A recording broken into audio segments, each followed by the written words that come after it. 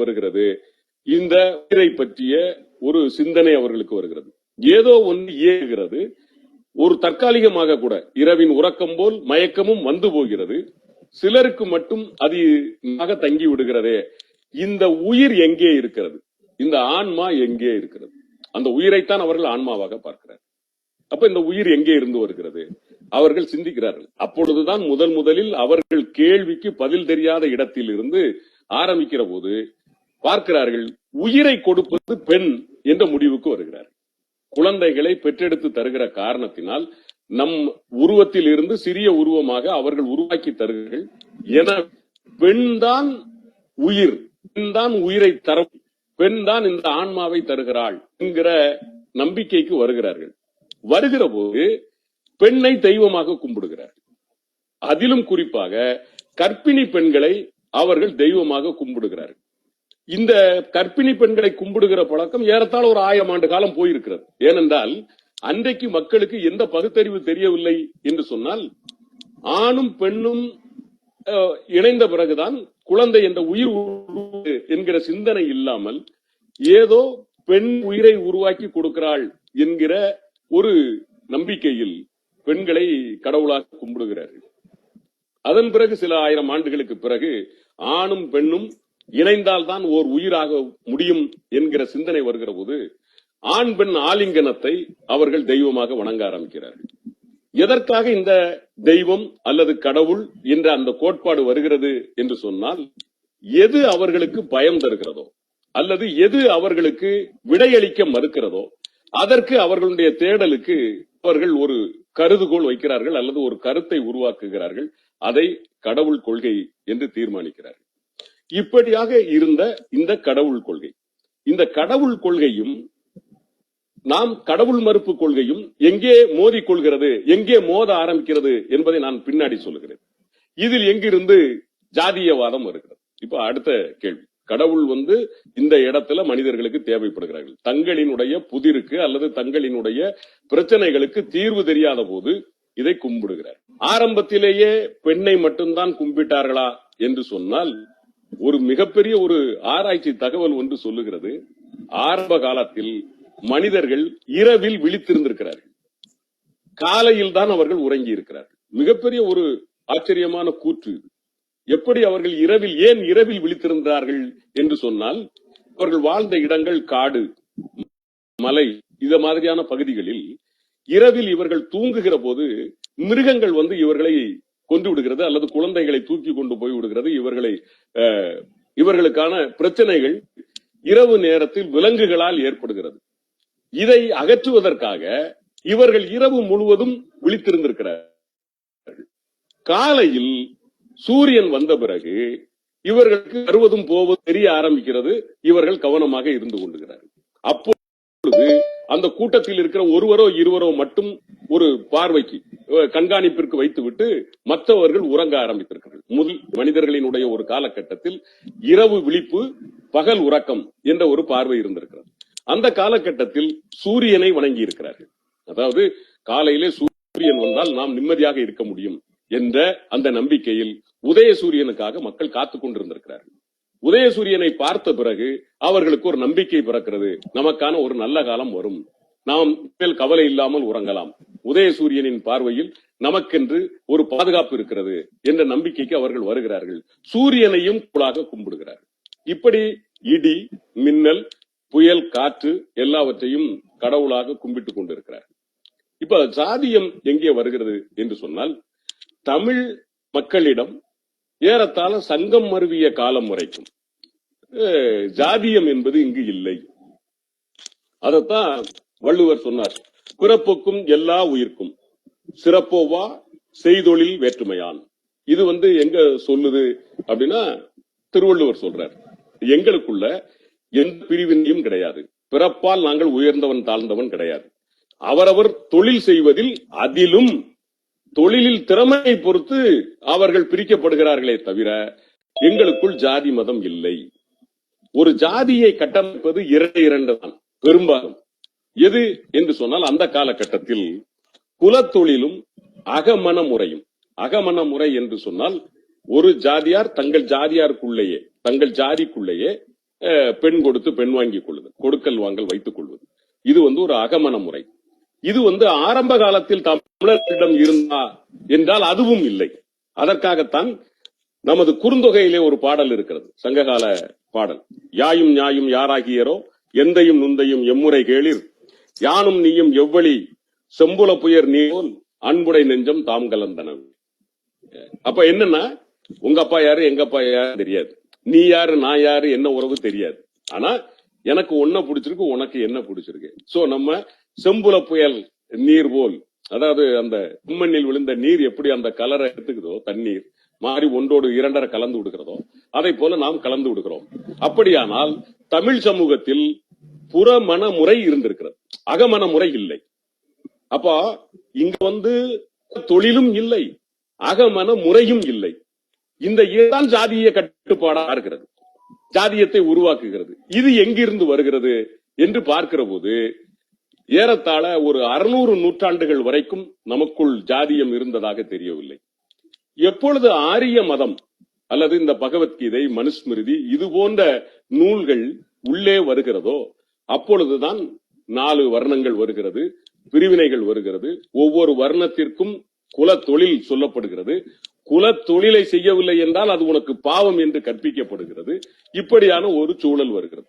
அப்படியானால் தமிழினத்தில் நாம் வாழ்ந்த வரைக்கும் எப்படி நிலத்தை பிரித்து வைத்திருந்தோமோ அதை போல நிலத்தில் வாழுகிற மக்களையும் ஒரு அடையாளம் வைத்திருந்தோம். ஆனால் என்ன சுதந்திரம் இருந்தது என்று சொன்னால், ஒருவர் இன்றைக்கு பள்ளராக இருப்பார், நாளைக்கு அவர் குறவராக மாறிவிட முடியும். ஒருவர் குறவராக இருப்பார், அவர் நாளை மறுநாள் ஆயராக மாறிவிட முடியும், ஆயர் ஆட்சியராக மாறிவிட முடியும், அல்லது நமது வார்த்தையில் சொல்ல வேண்டும் என்றால் கோனார் இடையராகிவிட முடியும். இப்படி நமக்குள் தொழிலை பொறுத்து அல்லது இருக்கிற இடங்களை பொறுத்து அந்த ஒட்டுமொத்த மக்களுக்குமான ஒரு அடையாளமாக இருந்ததே தவிர இது ஒரு கட்டுமானமாக அல்லது இது ஒரு அடக்குமுறையாக அது இருந்ததில்லை. இதுதான் தமிழர்களுடைய வரலாறு. இப்போ இவங்க பகவத்கீதை அல்லது மனுஸ்மிருதி அல்லது ஆரியவர்தம் வந்த பிறகு புதிதாக நமக்குள் ஒரு திட்டத்தை, சட்டத்தை கொண்டு வந்து நம்மை பாகுபாடு படுத்துகிறார். ஜாதி ரீதியாக, மத ரீதியாக. முதலில் அவர்கள் மதத்தை கட்டமைக்கிறார். ஒரு உதாரணமா எப்படி இந்த மதம் ஒரு நிறுவனமாகிறது.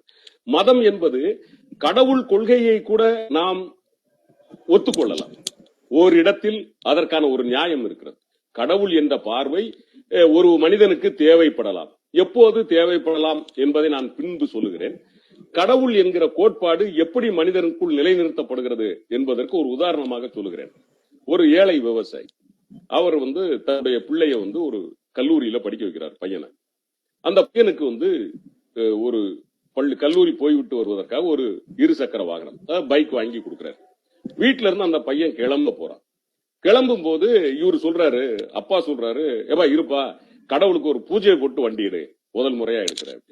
அப்ப அந்த பையன் சொல்றான், ஏப்பா வண்டி புது வண்டி, பேட்டரி இருக்கு, பெட்ரோல் இருக்கு, ஸ்டார்ட் பண்ணா வண்டி ஸ்டார்ட் ஆக போகுது, இதுக்கு எதுக்குப்பா கடவுளை கூப்பிடுற அப்படிங்கிறான். இல்லப்பா அது முறை இல்ல, நம்ம செய்யணுங்கிறார். அவன் கிளம்பிடுறான். கிளம்பி வண்டி போயிட்டு இருக்கும்போது ஒரு இடத்துல போகும்போது ஒரு டிராபிக், அந்த இடத்துல இந்த பையன் முன்னாடி போற வண்டியில இடிச்சு கீழே விடுறான். அப்போ டிராபிக் போலீஸ் வர்றது. இவன் கீழே விழுந்தவன் என்ன சொல்றான், கடவுளே நான் சரியா தானே வண்டி ஓட்டினேன், உனக்கு நான் பூசை போடலன்னு என் மேல கோவமா, என்ன கீழே தள்ளிச்சியே அப்படின்னு அவன் அங்க கடவுளை தேடுறான். அப்ப டிராபிக் போலீஸ் வந்தவர் சொல்றாரு, எப்ப இதுக்கு கடவுள் காரணம் இல்ல, முன்னாடி போன வண்டி லெப்ட்ல அவன் இண்டிகேட்டர் போட்டிருந்தான், நீ கவனம் இல்லாம வண்டி ஓட்டின, அதனால நீ கீழே விழுந்த, அதுக்கு கடவுள் காரணம் இல்லன்னு டிராபிக் போலீஸ் சொல்றாரு. இப்ப இந்த பையன் கீழே விழுந்த பையனுக்கு அடிபட்டு போச்சு. பக்கத்துல ஆட்டோ ஸ்டாண்ட்ல இந்த பையனோட சொந்தக்காரங்க இருக்கிறாங்க. அவன் ஓடி வரான். ஓடி வா நம்ம நல்லா மருத்துவமனைக்கு கூட்டிட்டு போலாம் என்று ஆட்டோவில் வச்சு இந்த பையனை கூட்டி போகிறார். அப்போ மருத்துவமனைக்குள்ள போகும்போது அந்த உங்களுக்கு தெரியும், செவிலியர்கள் அல்லது காம்பவுண்டர்ஸ் அப்படின்னு சொல்லுவோமே, கம்பவுண்டர்கள் அவங்க நிக்கிறாங்க. இவங்க கொண்டு குழந்தை அந்த பையனை கொண்டு போய், ஐயா சீக்கிரமா காப்பாத்தணும், கடவுள் தான் என் பிள்ளைய காப்பாத்தணும், என் சொந்தக்காரனை காப்பாத்தணும் என்று அவனுக்கு அங்க கடவுள் தேவைப்படுறாரு. அப்ப அந்த செவிலியர் சொல்றாங்க, நீங்க கடவுள்லாம் இங்க காப்பாத்த மாட்டாருங்க, இங்க ராமசாமி அப்படின்னு சொல்லி ஒரு டாக்டர் இருக்கிறாரு, அவர் இந்த இதுல ரொம்ப வல்லுனர், நரம்பியல் இதுல ரொம்ப வல்லுனர், அவங்க பார்த்தா உங்க பையன் பொழைச்சுக்கிடுவான், கடவுள் தேவையில்லை, ராமசாமி காப்பாத்திடுவார் என்று சொல்லுகிறார். அப்ப இவன் அவர்கிட்ட கொண்டு ஒப்படைக்கிறான். இப்போ ராமசாமி வந்து அதை பாதுகாக்கிறார். சப்போஸ் பார்த்து அந்த குழந்தை சரியாகியும் வந்து விடலாம், இல்லாமலும் போய்விடலாம். சரியாகி வந்து விட்டால் ராமசாமி என்கிற மருத்துவர் கடவுளாகவார், அல்லது அந்த குழந்தைக்கு ஏதாவது ஆகிவிட்டால் கடவுள் அவனை எடுத்துக்கொண்டார் என்ற இடத்திற்கு போகும். இப்ப நீங்க நல்லா பாருங்க, முதல்ல இந்த வண்டியை அவன் ஸ்டார்ட் பண்ணும்போது அவங்க அப்பாவுக்கு இந்த அறிவு இல்லை. அதாவது பேட்டரியும் பெட்ரோலும் கிக்கரும் சரியாக இருந்தால் வண்டி ஸ்டார்ட் ஆகும் என்பதை பற்றி அவருக்கு அறிவில்லை. அவர் அங்கே கடவுளை தேடுகிறார். இவன் வண்டி ஓட்டிட்டு வந்த பையனுக்கு நம்ம கவனமா முன்னாடி போற வண்டியை பார்த்து ஓட்டணும் என்கிற கவன சிதறல் குறைவுனால கீழே விழுந்துட்டு அவன் அங்க கடவுளை தேடுறான். ஆனா அத தெளிவா தெரிஞ்ச டிராபிக் போலீஸ் என்ன சொல்றாரு, இதுக்கெல்லாம் கடவுள் இல்லப்பா, நீ கவனமா வண்டி ஓட்டணும் அப்படிங்கிறார். அதே மாதிரி மருத்துவமனைக்கு வரும்போது மருத்துவமனைக்கு வந்த ஆட்டோ டிரைவர் என்ன சொல்றான், என் பிள்ளைய கடவுள் தான் காப்பாத்தணும், என் சொந்தக்கார பிள்ளைய அப்படின்னு சொல்றான். ஆனா விஷயம் தெரிஞ்ச மருத்துவர் அந்த செவிலியர் வந்து என்ன சொல்றாங்க, இல்லைங்க இதுல கைதேர்ந்த இந்த மாதிரி ஆக்சிடென்ட் டிராமா கேசஸ் எல்லாம் ராமசாமின்னு ஒருத்தர் நல்லா பாப்பாரு, அவர் பார்த்துட்டாருன்னா உங்க புள்ள பொழைச்சிருவான், அங்க கடவுள்லாம் ஒண்ணும் இல்ல என்று சொல்லுகிறார். அப்போ ஒவ்வொன்றை பற்றிய விஷயம் தெரிகிற போதும் நாம் நம்மை நம்புகிறோம். எப்பொழுது விஷயம் நமக்கு தெரியவில்லையோ அல்லது ஒரு ஞானம் இல்லையோ அல்லது அறிவில்லையோ அப்பொழுது நாம் ஒரு இடத்திற்கு போகிறோம். இது எல்லாரும் இப்படி ஞானவான்களாக இருந்து விட முடியுமா என்றால் முடியாது. அந்த இடத்தில் தான் நாம் மாறுபட வேண்டிய கட்டாயமும் இருக்கிறது. இப்பொழுது இந்த கடவுள் கொள்கையை யார் ஒருவர், இந்த வந்தேரிகள் இருக்கிறார்கள் அல்லவா, ஆரிய வந்தேரிகள், இதிலே என்ன பயன்படுத்துகிறார்கள் என்று சொன்னால், இந்த பைக்கை ஸ்டார்ட் பண்றதுக்கு விவசாயிக்கு ஒரு பயம் இருக்கு, நம்ம கடவுள்கிட்ட ஏதாவது ஒண்ணு பண்ணிக்கிட்டா நல்லா இருக்குமோ இவனுடைய பயத்தை இந்த பூசாரிகள் என்ன பண்றாங்க, நீங்க பூஜை போட்டுட்டா பைக்கு வந்து ஒழுங்கா ஸ்டார்ட் ஆகி ஓடிடும், பிரச்சனை வராது அப்படின்னு இவனுடைய பயத்தை அவர்களுடைய மத நிறுவனத்திற்கு மூலதனமாக மாற்றுகிறார். மனிதனின் பயம் அவர்களுக்கு மூலதனமாக மாறுகிறது. வந்து அவங்க என்ன பண்றாங்க, கையில ஒரு தட்டு எடுத்து வராங்க, கற்பூரம் 2 எலுமிச்சம்பழம் வச்சுட்டு கையில 100 ரூபாய் வாங்கிட்டு அவங்க போயிட்டே இருக்கிறாங்க. இதனால இந்த பைக் ஓடுமா தெரியாது. ஆனால் இந்த பைக் ஓடுங்கிற ஒரு நம்பிக்கையை கொண்டு வருவதற்கு இடையிலேயே ஒருவன் தேவைப்படுகிறான். இவனுக்கு இருக்கிற பயத்தை சரியாக அவர்கள் பூஜைகளாக, புனஸ்காரங்களாக, மூட நம்பிக்கைகளாக அவர்கள் வளர்த்தெடுக்க, அங்கேதான் மத நிறுவனங்கள் வளர்கிறது. இந்த கடவுள் கொள்கையை விட நாம் சாட வேண்டியது அல்லது நாம் அளிக்க வேண்டியது மத நிறுவனங்களை என்ற பார்வை வருகிறது. இப்ப இந்த மதம் வந்த பிறகுதான் சாதியம் வந்து கட்டமைப்பில் வந்து நிற்கிறது.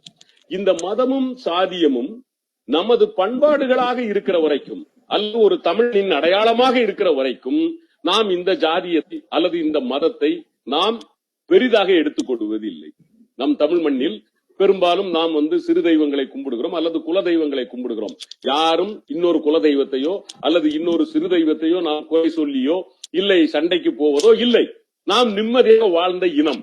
ஆனால் இந்த ஜாதியத்தை, இந்த மதத்தை கட்டமைத்து மூலம் மத நிறுவனங்களை உருவாக்கி உழைக்காமல் உண்பதற்கு உண்மத்தர் கூட்டம் போட்ட திட்டத்தின் காரணமாக இன்றைக்கு நாம் பல சிக்கல்களை உணர்ந்து கொண்டிருக்கிறோம். அப்போ சாதியும் மதமும் ஒரு பண்பாட்டு அடையாள கூறுகளாக இருக்கிற வரைக்கும் பிரச்சனை இல்லை. ஆனா அவை அடக்குமுறையாக மாறுகிற போது, நீ தாழ்த்தன், உனக்கு கீழே நான் என்று 4 வர்ணமோ 5 வர்ணமோ என்று மாறுகிற போது, அடக்குமுறையாக வருகிற போது அது வெடிக்கிறது, உடை தெரிய வேண்டிய கட்டாயம் இருக்கிறது. இந்த சூழலில் தான் இன்றைக்கு மதத்தை வந்து அரசியலுக்குள்ளும் புகுத்தி விட்டார்கள். இந்த காலகட்டத்தில் நாம் இந்த இடத்திற்கு வருகிறோம். அதாவது ஜாதிய அல்லது மதவாத பிற்போக்கு சக்திகளினுடைய இந்த அகற்றியாக வேண்டும், அகற்றியாக வேண்டிய கட்டத்திற்கு நாம் வந்திருக்கிறோம். இதில் முதலில் அகற்ற வேண்டியது புற அடையாளத்தையா அல்லது மனித மனங்களில் இருந்தா என்ற கேள்வி பிறந்திருக்கிறது. இந்த கேள்விக்கு முதலில் மனித மனங்களில் இருந்து என்று பேசுவதற்கு சகோதரர் வைகோவின் தம்பி வாக்கோவை அழைக்கிறேன், அன்போடு அழைக்கிறேன். நீங்கள் ஏறத்தாழ 3 முறை உங்களுக்கு வாய்ப்புகள் வரும். முதல் வாய்ப்பு வந்து 7 மணித்துளிகள், அதன் பிறகு 5, அதன் பிறகு 3 மணித்துளிகள் என்று இந்த சுழலரங்கத்தை கொண்டு போகலாம் என்று நினைக்கிறேன். ஆனால் அது உங்களை பொறுத்தது, நேரத்தையும் பொறுத்து நாம் அதை பயன்படுத்திக் கொள்ளலாம். நீங்கள் இப்பொழுது அண்ணன் கோபால் அவர்கள் இப்பொழுது உங்கள் உரையை ஆரம்பிக்கலாம்.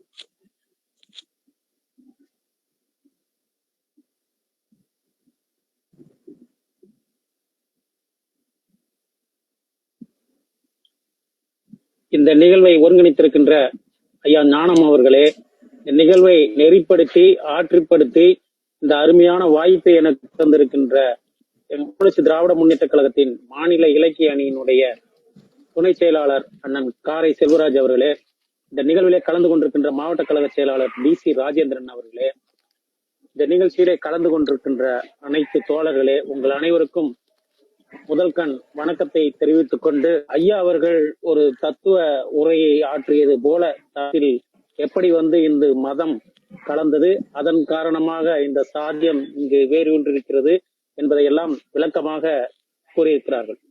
முதலில் மனித மனங்களிலிருந்து நீங்கள் எத்தனைதான் புற அடையாளங்களை மாற்றினாலும் கூட மனித மனங்களிலிருந்து அந்த சாதிய அழுக்கு நச்சு போகவில்லை என்றால் அவர்கள் எவ்வளவு பெரிய உயர்ந்த பதவியில் இருந்தாலும் அவர்களுக்குள் அந்த சாதியம் ஓங்கித்தான் இருக்கும். உதாரணமாக ஒரு சான்றை சொல்கிறேன் நடுவர் அவர்களே. கேரளத்தில் உலக பிராமணர்கள் மாநாடு என்று 2019 நடந்தது. அந்த பிராமணர்கள் மாநாட்டில் உயர் நீதிமன்ற நீதிபதிகளாக இருந்தவர்கள், தமிழ்நாட்டின் உயர் நீதிமன்ற நீதிபதிகளாக இருந்த அனிதா சுமந்த் அவர்கள், கேரளாவின் உயர் நீதிமன்ற நீதிபதியாக இருந்த சிதம்பரேஷ் என்பவர்கள் என்ற இருவரும் கலந்து கொண்டு உரையாற்றுகிறார்கள். அரசு சட்டத்தின்படி பதவி பிரமாணம் எடுத்து எந்த மக்களாட்சி தத்துவத்தை தாங்கி பிடிப்பதற்கு அந்த 4களில் அந்த நீதிமன்றத்தை நடத்தி தீர்ப்பு சொன்னவர்கள் ஒரு சாதிய மாநாட்டிலே கலந்து கொண்டு உரையாற்றுகிறார்கள்.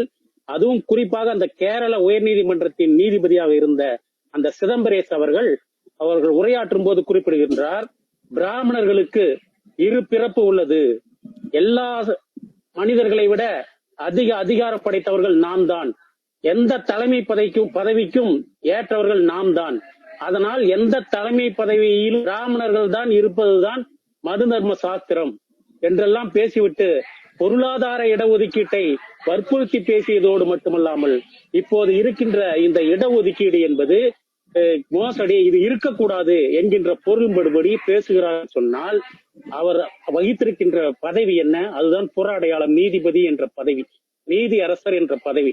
இருந்தாலும் அந்த புற அடையாளத்தை இம்மாதிரி அவரால் பேச முடிகிறது என்றால் அவருடைய மனதிலே இருக்கின்ற அந்த பார்ப்பன மேலாதிக்கம், அந்த சாதிய மேலாதிக்கம், அந்த ஆணவம், இதுதானே அவரை பேச சொல்கிறது.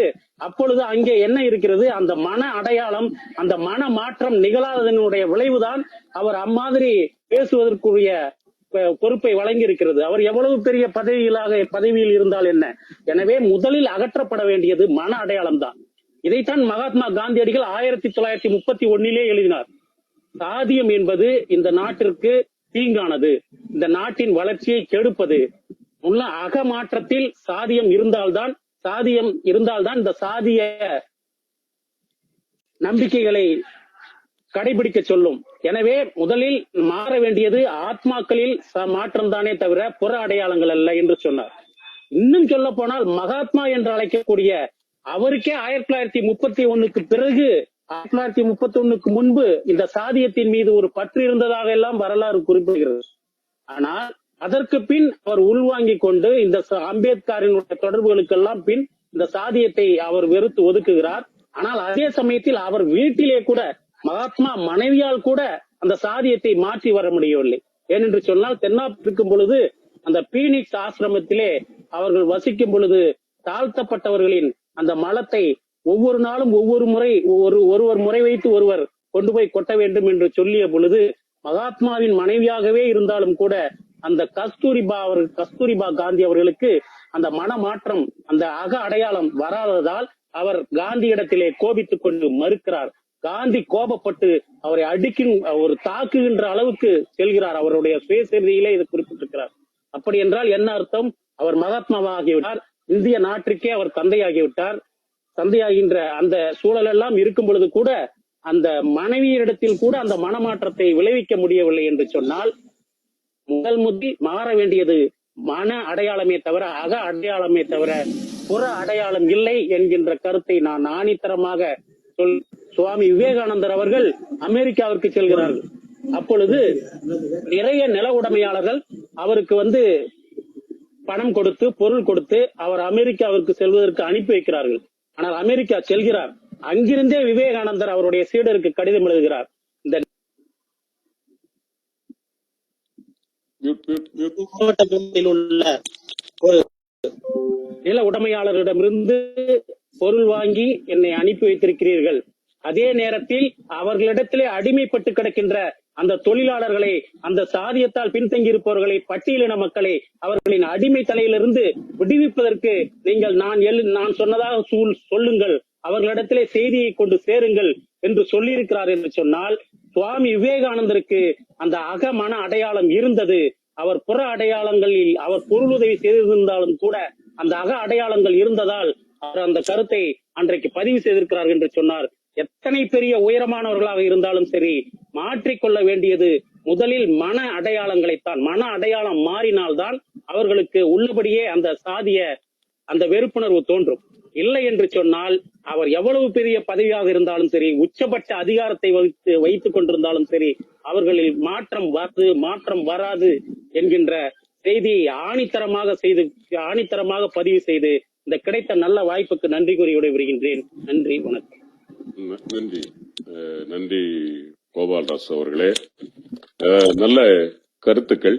அதாவது மகாத்மாவை பற்றி பெரியார் அவர்கள் சொல்லும்போது, அவருடைய மரணத்தில் சொல்லும்போது அவர்கள் ஆளாக இருந்தார், இறக்கும் அவர் நம்மாளாக இருந்தார் என்று சொன்னார். அதாவது நீங்க சொன்ன அந்த கருத்துக்கு தந்தை பெரியாரினுடைய வார்த்தைகள் வலு சேர்க்கிறது. உண்மைதான். மகாத்மா காந்தி ஆரம்பத்துல அவருக்கு தீகங்கள் இருந்த நம்பிக்கை இதுகள் எல்லாம், அவர் எப்பொழுது நாக பேச ஆரம்பித்தாரோ அல்லது பிராமணியத்திற்கு எதிராக பேச ஆரம்பித்தாரோ அவரை பிராமணிய ஆதரவாளர்கள் கோட்சேவின் மூலம் போட்டு தள்ளுவதற்கு பல நேரங்களில் முயன்றார்கள். கடைசியில் அதில் வெற்றி பெற்றார்கள். எனவே இந்த நீங்கள் சொல்லுகிற இந்த அழுக்கு பிடித்த இந்த ஒரு வக்கிர தன்மையை மேன்மையாக கருதி கொள்ளுகிறவர்களிடம் அது போன்ற ஆத்திரமும் அது போன்ற அடக்குமுறையின் உச்சமும் தான் வந்து சேரும். கொலை செய்வதற்கும் பயப்படாத கொலைபாதகர்களாக மாற்றிவிடுகிற அந்த தன்மை அந்த மதத்தின் மீது, அந்த கோட்பாட்டின் மீது அல்லது பழமைவாதத்தின் மீதான ஒரு நம்பிக்கை என்று எடுத்து வைத்திருக்கிறீர்கள். அதில் இது மனதிற்குள் இருப்பதனால் தான் அந்த ஆத்திரங்கள் வருகிறது. மனதிலிருந்து எடுத்து போட்டு விட்டால் சரியாக போய்விடும், அப்பொழுதுதான் உண்மையான ஒரு மாற்றம் வரும் என்று நீங்கள் சொல்லி இருக்கிறீர்கள். பார்ப்போம். அதை தொடர்ந்து சகோதரர் பேராசிரியர் பிரான்சிஸ் அவர்கள் உங்களுடைய கருத்தை, இல்ல புற அடையாளங்களில் நாம் மாற்ற வேண்டியது இருக்கிறது, அதை செய்தாலே ஏறத்தாழ பிரச்சனைகள் முடிவுக்கு வந்துவிடும், புற அடையாளங்கள் தான் இன்றைக்கு இவர்களை தாக்கு பிடித்துக் கொண்டு நிற்கிறது, இது இல்லை என்று சொன்னால் ஏறத்தாழ இந்த பிரச்சனைகள் வராது என்கிற பார்வையில் உங்கள் கருத்தை வைக்குமாறு அன்போடு அழைக்கிறேன். Who is வைகோ என்ற இந்த இணைய குழுவிற்கும் ஜிஆர்பி ஞானம் ஐயா அவர்களுக்கும் என்னை இந்த நிகழ்ச்சியில் பேச அழைத்த சகோதரர் காரை செல்வராஜ் அவர்களுக்கும் இந்த நேரத்தில் என்னுடைய வணக்கங்களை தெரிவித்துக் கொள்வதில் உண்மையில் மகிழ்ச்சி அடைகிறேன். 6:30 மணிக்கு நிகழ்ச்சின்னு சொல்லிட்டு அழைப்புகளில் போட்டு காரை செல்வராஜ் அனுப்பிச்சிருந்தாரு. நான் நிகழ்ச்சி ஆரம்பிச்சதுக்கு அப்புறம் உள்ள வரலான்னு சொல்லிட்டு ஒரு 6:50 உள்ள வந்தேன். கடைசியில என்ன பேச வச்சுட்டாரு. உண்மையில் ஒரு பக்கம் பதட்டமாகவும் இன்னொரு பக்கம் மகிழ்ச்சியாகவும் இருக்குது. 2 காரணம். ஒன்று, காரை செல்வராஜ் ஐயா என் மீது வைத்திருக்கின்ற நம்பிக்கை. 2வது, நான் அதிகம் மதிக்கக்கூடிய பேச்சாளர்களுள் அல்லது சமூக நீதி பெரியாரிய கருத்துக்களை தாங்கி பிடிக்கக்கூடியவர்கள் முதன்மையான வரிசையில் இருக்கக்கூடிய பேராசிரியர் கான்ஸ்டான்டின் அவர்கள் தலைமையில் பேசுவது என்பது மகிழ்ச்சிக்குரிய நிகழ்வாக தான் நான் பார்க்கிறேன். அந்த அடிப்படையில் இந்த நிகழ்ச்சிக்கு வந்திருக்கக்கூடிய அனைவருக்கும் என்னுடைய மாலை வணக்கங்களை தெரிவித்துக் கொண்டு தலைப்புக்குள் செல்லலாம் என்று எண்ணுகிறேன். சாதிய மதவாத பிற்போக்கு வெளிப்பாடுகளில் முதலில் அகற்ற வேண்டியது புற அடையாளத்திலிருந்து, மனித மலங்களில் இருந்து என்பதுதான் நம்முடைய பொதுவான தலைப்பாக நாம் எடுத்திருக்கிறோம். உண்மையில் பேராசிரியர் கான்ஸ்டான்டின் அவர்கள் தன்னுடைய முன்னுரையில் ஒரு மிகப்பெரிய மானுடவியல் வரலாற்றை சொல்லியிருக்கிறார். உண்மையை சொல்ல போனால் என்னுடைய பெரும் பணியை அவர் குறைத்து விட்டார். கான்ஸ்டான்டின் அவர்கள் என் சார்பாகத்தான் அவர் முழுமையாக பேசியிருக்கிறார். அன்புக்குரியவர்களே, இங்கு புறம் மனம் என்ற இரண்டை நாம் வகைப்படுத்திக் கொள்ள வேண்டும். மனதிலிருந்து ஒரு பொருள் தோன்றுகிறதா அல்லது பொருளில் இருந்து மனதிற்குள் ஒரு எண்ணம் தோன்றுகிறதா? மனம் என்பதை விட சிந்தனை என்று மாற்றிக்கொள்வோம். சிந்தனையிலிருந்து ஒன்று உருவாகிறதா அல்லது ஒன்று உருவான பின் அது குறித்தான சிந்தனை உருவாகிறதா கேள்வி. எடுத்துக்காட்டா சொல்லணும்னா பைபிள்ல சொல்லுவாங்க, கடவுள் சூரியனை படைத்தார்னு சொல்லுவாங்க. இப்ப நமக்கு சூரியன் என்ற ஒரு பொருளை பார்த்த பிற்பாடு சூரியன் என்று சொல்லக்கூடிய எண்ணம் தோன்றுகிறதா? பூமியை பார்த்த பிற்பாடு பூமி என்ற எண்ணம் தோன்றுகிறதா? அல்லது நமக்கு பூமி என்ற எண்ணம் வந்த பிற்பாடு பூமி தோன்றியதா? அல்லது சூரியன் சொல்லக்கூடிய எண்ணம் நமக்கு தோன்றிய பிற்பாடு சூரியன் தோன்றியதா? இதான் கேள்வி. இன்னும் ரொம்ப எளிமைப்படுத்த சொல்லணும்னு சொன்னாக்க, இப்ப நம்ம பைக்ல சில பேர் நடந்து போயிட்டு இருப்பாங்க, குறிப்பாக ஆன்மீகவாதிகள், கடவுள் நம்பிக்கையுடையவர்கள். திடீர்னு பார்த்தா கணத்துல போட்டுப்பாங்க. நான் திரும்பி பார்த்தா அங்க கோயில் இருக்கும். திடீர்னு பார்த்தா நெத்தில சிலுவை போடுவேன். என்னன்னு பார்த்தா அங்க ஒரு சர்ச் இருக்கும். என்னோட கேள்வி என்னன்னு கேட்டீங்கன்னாக்கா, ரொம்ப அடிப்படையான கேள்விதான். அந்த கோயில், அந்த சர்ச் அங்க வந்ததால அவனுக்கு அந்த சிந்தனை வந்ததா? வந்து அந்த அடையாளங்களை போட்டுக்கொண்டானா? அல்லது போகும்பொழுதே அவனுக்கு வந்து நமக்கு வந்து இப்ப சிலுவை போகணும், நம்ம வந்து கணத்துல அடிச்சுக்கணும்னு சொல்லி எண்ணம் வந்ததால் அங்க சர்ச் வந்ததா, கோயில் வந்ததா? அப்ப இங்க இருக்கக்கூடிய சாதிய அடையாளங்கள், மத அடையாளங்களை நாம் ஒழித்து விட்டாலே இங்க இருக்கக்கூடிய ஒரு ஏறக்குறைய 90% நம்ம வந்து ஒழித்து விடணும். அதான் உண்மை. ஒண்ணு என்ன சொல்லிட்டு இப்ப இருக்கிற யாருக்கும் தெரிய வாய்ப்பு கிடையாது. ஏன்னா என் பேருக்கு பின்னாடி அந்த புற அடையாளமான ஜாதி பெயர் கிடையாது. அந்த பெயர் கொண்ட ஒரு முயற்சியால் நம்ம அதை ஒழிச்சு கட்டிடணும். இன்னைக்கு இல்ல அது. ஆனா அப்படியே வணக்கம் ஜாதி தன்னுடைய முற்பட்ட ஜாதியாக தன்னுடைய அடையாளத்தை வைத்துக் கொண்டிருக்கிறோம். நமக்கு இல்ல. நம்ம வந்து கேட்டுதான் தெரிஞ்சுக்க வேண்டியது. சென்னையில பெறுவோம் அப்படின்னா இடம் கேட்பா, அறிமுகமாகும் போது எந்த ஊருன்னு கேட்போம். நம்ம ஏறக்குறைய மாவட்டம் சொல்லி சொன்ன உடனே முடிவுக்கு வந்துருவான், நீங்க இந்த சைடுதான் இருக்க முடியும்னு சொல்லிட்டு. ஆக நம்முடைய புற அடையாளமாக இருக்கக்கூடிய அந்த ஜாதி, புற அடையாளமாக இருக்கக்கூடிய அந்த ஜாதி பெயர், ஜாதி கட்டுமானங்கள், அந்த ஜாதிய பண்பாடுகள், இவற்றை நாம் ஒழித்தால்தான் நம்முடைய அந்த ஒரு பிற்போக்குத்தனங்களை நாம் வந்து அகற்ற முடியும். இல்லை என்றால் அகற்றவே முடியாது. மனம் என்பது மாறிக்கொண்டே இருக்கும். சரிங்களா? இன்னைக்கு வந்து எதிர்பார்த்து காங்கிரஸ் கூட்டணி வரும். அப்ப மனசு வந்து காங்கிரஸ் கூட்டணி பிஜேபி கூட்டணி வர மாதிரி முன்னிலை போகுது. இப்ப நான் மனம் மாறும், உடனே மாறும்.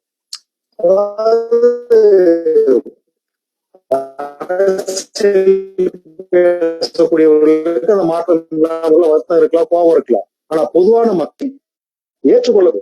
மனம் வந்து மாறிக்கொண்டே இருக்கும். மனம் வந்து ஒரு சிந்தனையை புதுசாக உருவாக்காது. மனம் தான் உண்மை. இன்னும் ரொம்ப வெளிப்படையா நம்ம வாசல்ல கொஞ்சம் மலம் இருக்கு.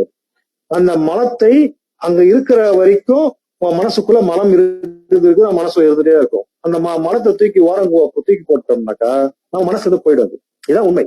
அப்ப நாம் இன்று தூக்கி எறிய வேண்டியது புற அடையாளங்களாகிய சாதி மதங்களில் இருக்கக்கூடிய புற அடையாளங்களை முதல் தூக்கி எறிய வேண்டும். அதுதான் நமக்கு ஒரு முழுமையான மதவாதத்திலிருந்து ஜாதியவாதத்திலிருந்து விடுதலையை பெற்று தரும். மற்றபடி நீ எவ்வளவுதான் உட்கார்ந்து மனம் மனம் மனம் பேசணும்னா அது போய் யோகா நிற்கும், அது போய் பைத்தியம், அது போயிட்டு வந்து இதுதான் நிற்கணும். நமக்கான சிக்கல்களை வெளியிலிருந்து அதை சரி முயற்சிக்கணும். இதான் வந்து சொல்லுவானாக்கா தனிநபர்வாதம். நீ சரியாயிட்டாக்கா உலக சமூகம் சரியாயிட்டா, அதெல்லாம் கிடையாது. சமூகம் சரியானது மட்டும்தான் தனி மனிதன் சரியாயிட்டாக்கா ஒட்டுமொத்த சமூகத்திலிருந்து ஒரு அடையாளங்களை தூக்கி எறிகின்ற பொழுதுதான் அதை வந்து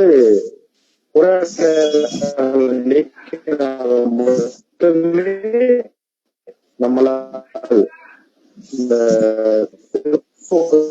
இருந்து வெளியேற முடியும் ஒழிய வேற எதுவும் வாய்ப்பு இருக்காது. மதங்களில்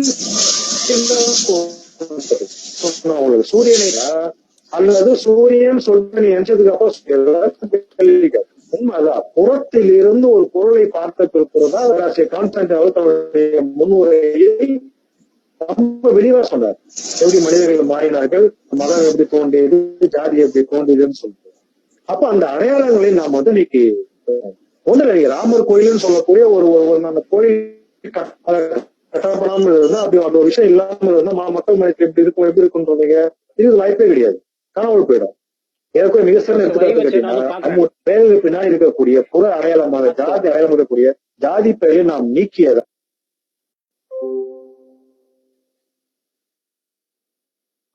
ஒரு கனெக்ஷன் கட் ஆயிடுச்சா?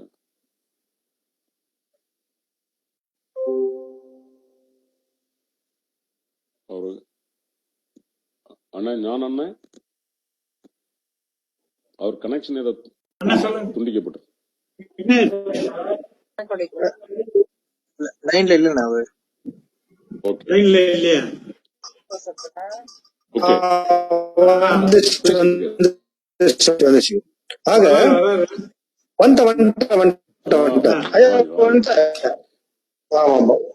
கொஞ்சம் எங்க வீட்டுல. ஆகவே நம்முடைய புற அடையாளங்களை நாம் ஒழித்தால் மட்டுமே நம்முடைய மனங்கள் சரியாகும். புற அடையாளங்களை வைத்துக் கொண்டு மனங்களை மட்டுமே சரிப்படுத்திக் கொண்டிருந்தால் நம்மளால் என்றும் இந்த பிற்போக்குத்தனிலிருந்து வெளிவர முடியாது என்பதை என்னுடைய முதல் சுற்று வாழ்கிறேன். நன்றி. நன்றி பேராசிரியர் பிரான்சிஸ். அதாவது ஒரு வித்தியாசமான சிந்தனை. புற அடையாளங்கள் தான் நமக்கு நம்மை ஞாபகப்படுத்துகிறது.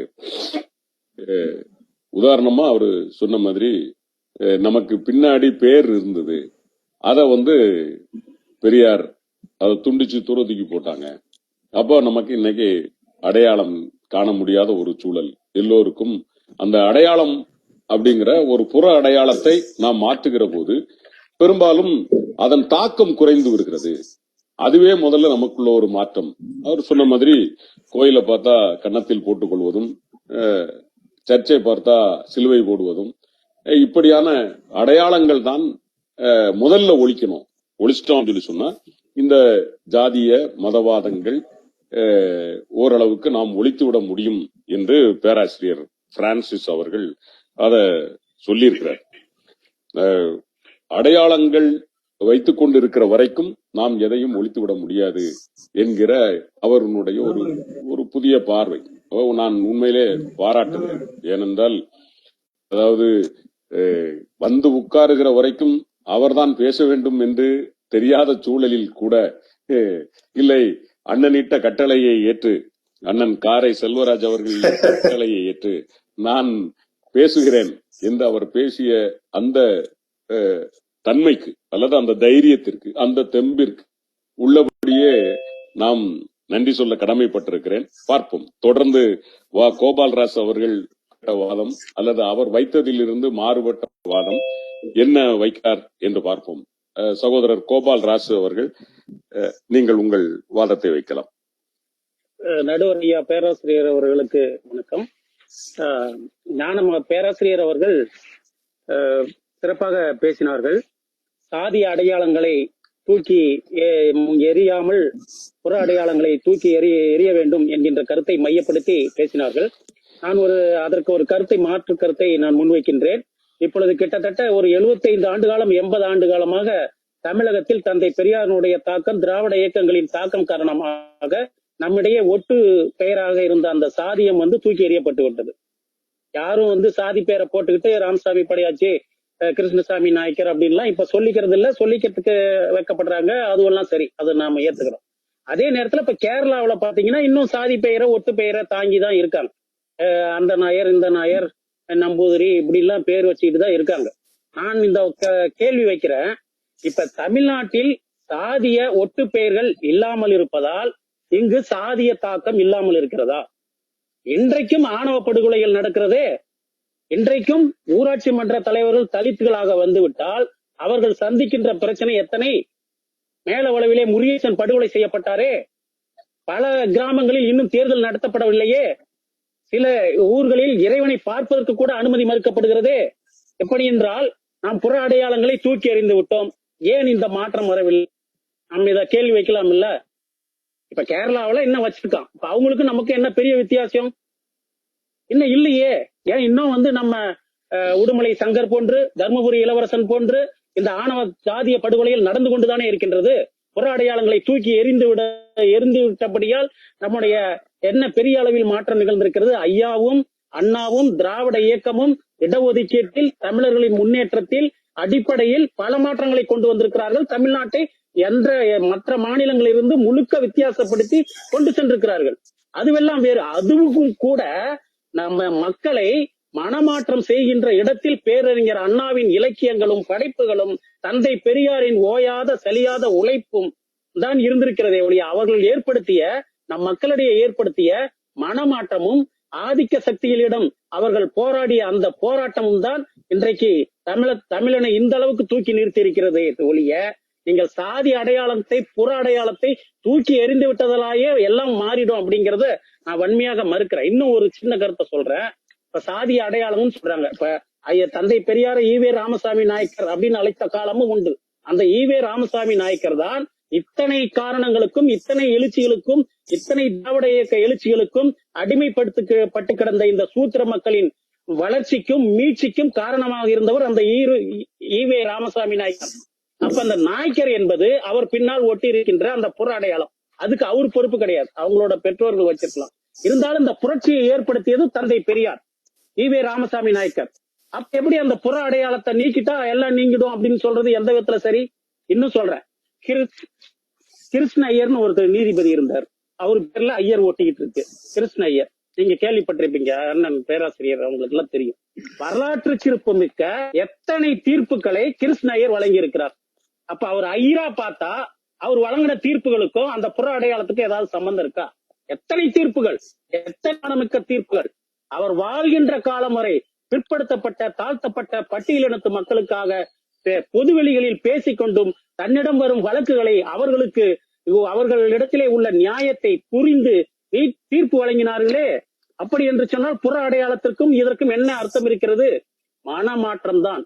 அவர்கள் இடத்திலே இருந்த அந்த மறுமலர்ச்சி எண்ணமும் அந்த புரட்சி கருத்துக்களும் அந்த சாதி வெறுப்பும் சாதியம் என்பது மனித குலத்திற்கு எதிரானது என்ற அந்த தன்மையும் தான் அவர்களிடத்திலே இருந்ததால் தான் அது சாத்தியப்பட்டதே ஒழிய வெறும் புற அடையாளங்களை மாற்றுவதால் எந்த ஒரு மாற்றமும் இங்கே நிகழ்ந்து விடாது.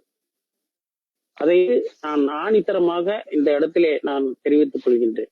குறிப்பாக திராவிட இயக்கத்தின் எழுச்சி, பேரறிஞர் அண்ணாவினுடைய இலக்கியங்கள், அது அவர் எழுதின அந்த சிறுகதைகள்ல இருந்து, அந்த இலக்கியங்கள்ல இருந்து, அந்த நாவல்கள்ல இருந்து எல்லாம் மக்களை மனமாற்றுவதுதான் இத்தனை புரட்சிக்கு இது இன்னைக்கு வித்துட்டு இருக்கு.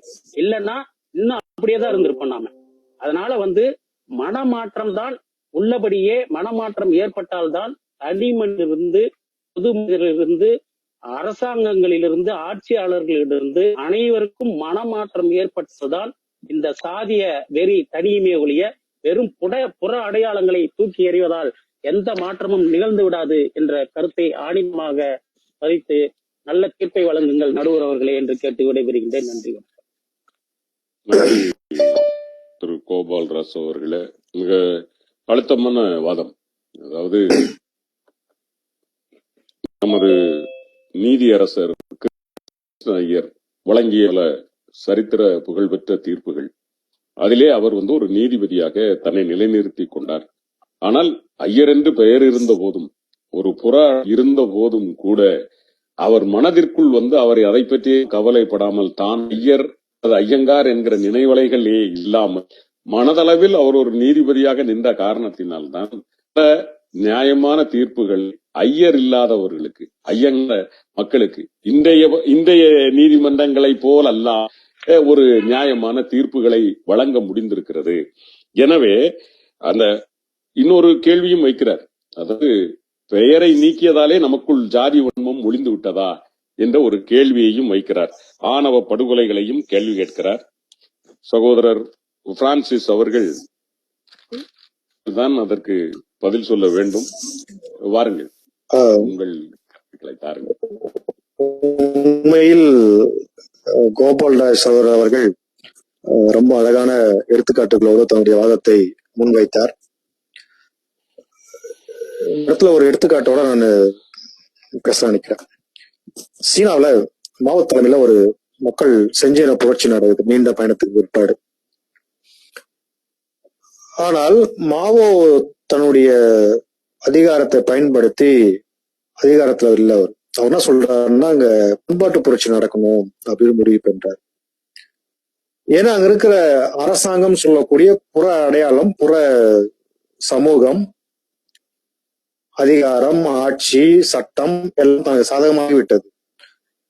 ஆனால் அதுக்கப்புறம் மக்கள்கிட்ட போய் நம்ம பண்பாட்டு புரட்சி செய்ய வேண்டும், மக்களை மனரீதியாக மாற்ற வேண்டும் அப்படின்னு சொல்றாரு. உண்மைதான், கோபால் சொல்கின்ற போன்று மனம் மாற வேண்டும்.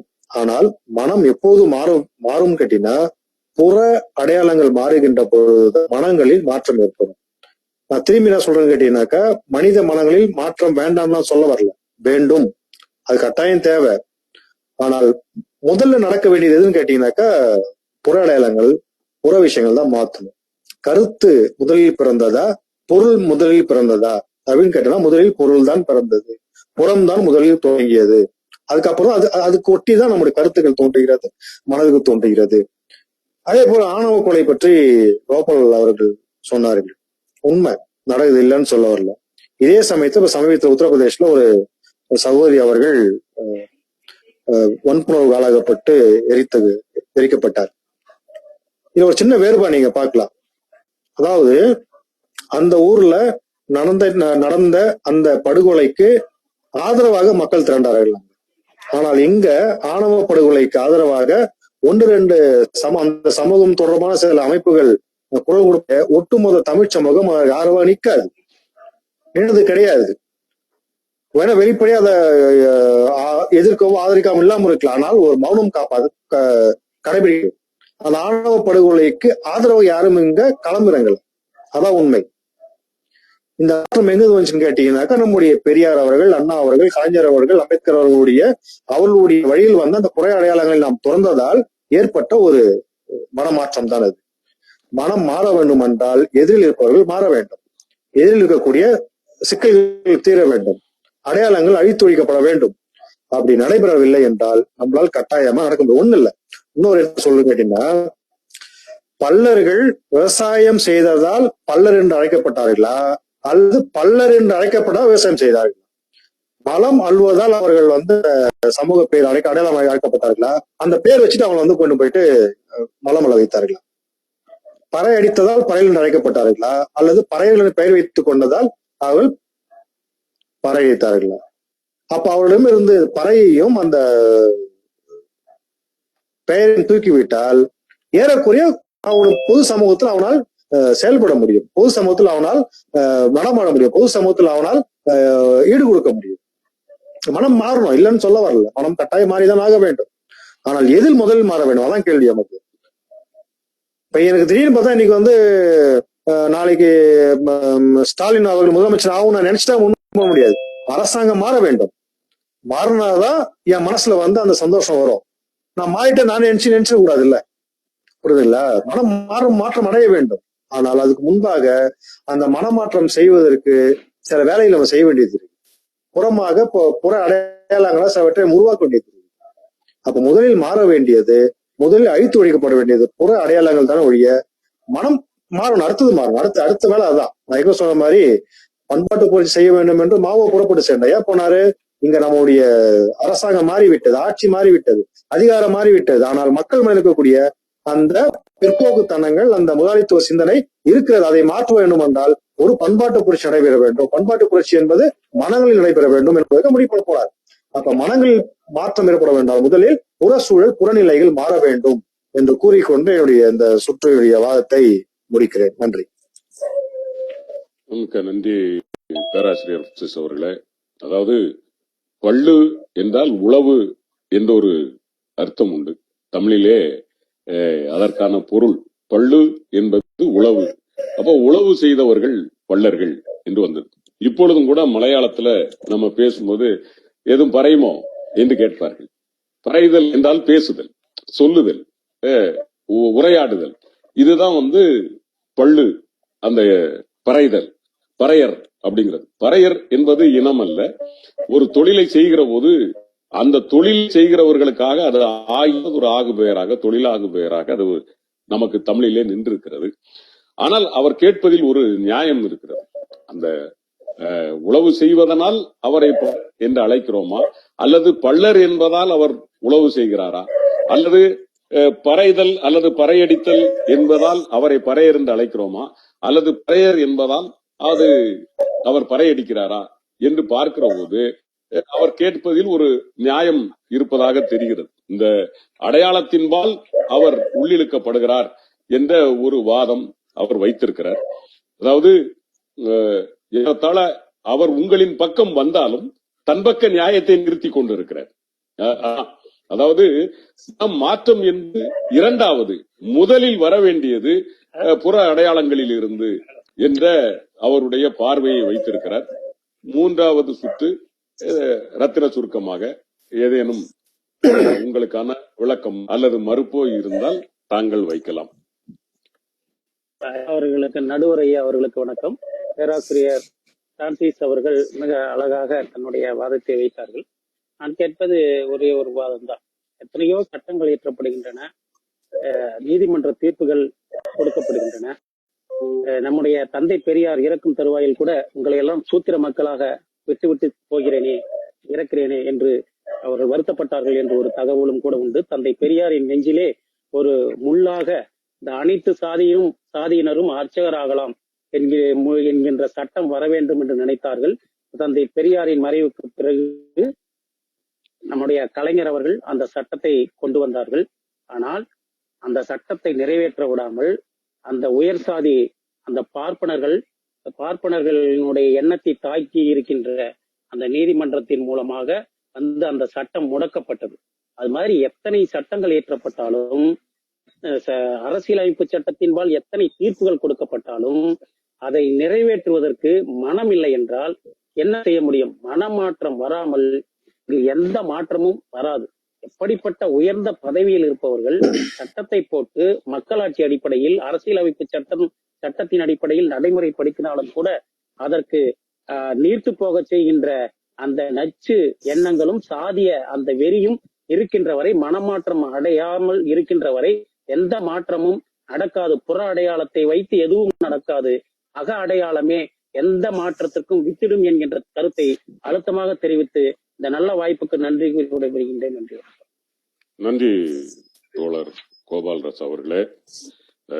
அதாவது நீங்க எங்க போனாலும் சுத்தி கடைசியா மனசுக்குள்ளதான் வரணும். அது மாறாத வரைக்கும் நீங்க எந்த அடையாளத்தை மாத்தினாலும் உள்ளுக்குள் இருந்து கொண்டேதான் இருக்கும் அப்படிங்கிறத ரத்தின சுருக்கமாக சகோதரர் கோபால்ராஜ் அவர்கள் வைத்திருக்கிறார்கள்.